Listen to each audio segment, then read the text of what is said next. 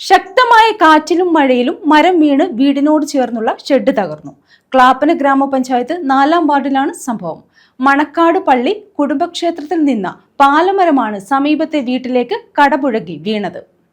കഴിഞ്ഞ ദിവസം വൈകിട്ടുണ്ടായ ശക്തമായ കാറ്റിലും മഴയിലുമാണ് പാലമരം കടപുഴകി വീണത്. ക്ലാപ്പന ഗ്രാമപഞ്ചായത്ത് 4-ാം വാർഡിലായിരുന്നു സംഭവം. മണക്കാട് പള്ളി കുടുംബക്ഷേത്രത്തിൽ നിന്ന പാലമരമാണ് സമീപത്തെ വീട്ടിലേക്ക് കടപുഴകി വീണത്. മണക്കാടൻ പള്ളി റിജിയുടെ വീട്ടിലേക്കാണ് മരം വീണത്. വീടിനോട് ചേർന്നുള്ള ഷെഡ് മരം വീണ് ഭാഗികമായി തകർന്നു. കിണറിനും ഷെഡിനും മുകളിലേക്കായാണ് മരം വീണത്. വൈകിട്ട് 7 മണി 7:30 ആയി കാണും. ശക്തമായ കാറ്റിലാണ് ഈ പാലമരം അവിടെ നിന്ന് വീഴുന്നുണ്ട്. കാലങ്ങളോളം പഴക്കമുള്ളതാണ്.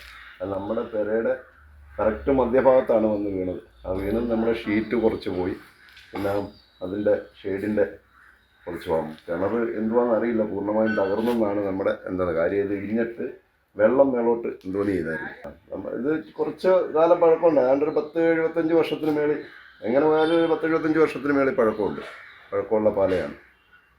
ഇന്നലത്തെ കാറ്റിന്, ശക്തമായ കാറ്റിന് കടപുഴകി വന്ന് വീണത്. എന്തായാലും ഭാഗ്യത്തിന് മുറ്റത്താരും ഇല്ലാഞ്ഞത് ഭാഗ്യമായി. മക്കളമാരെല്ലാവരും ഇവിടെ നിന്നത്. കാറ്റിൻ്റെ ആ ഒരു എന്തോന്ന് കണ്ടുകൊണ്ട് അവർ ഓടി പെരയ്ക്കകത്ത് കയറി. ഒരു ശകലത്തിൻ്റെ വ്യത്യാസത്തിലാണ് നമ്മുടെ പെരയുടെ മേളിൽ നിന്ന്. News bureau, Ochira.